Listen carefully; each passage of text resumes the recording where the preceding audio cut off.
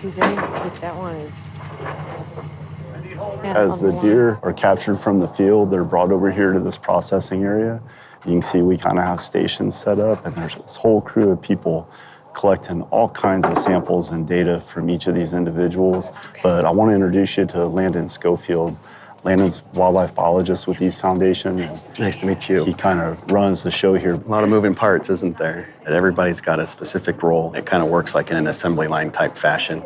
So everything from COVID swabs to blood draws to tissue biopsy punches to antler measurements to you name it, we're probably taking it. It's part of just a long-term database as it relates to whitetail deer management here in South Texas. And then down towards the end, they get a mass, a weight, and then also a hair sample, as well as a body condition score. But we also measure rump fat with an ultrasound, where we can actually measure the amount of fat that's on that hind quarter.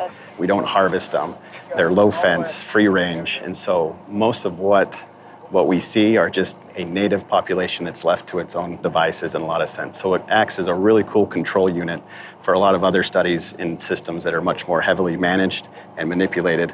We can come back to see how that's different from an actual free-ranging native deer population. Go, girl. Oh, it's so interesting that they're all a little bit like, wait, kind of get what? their senses back again, right? Trying to get their bearings around, and then they'll go on their way.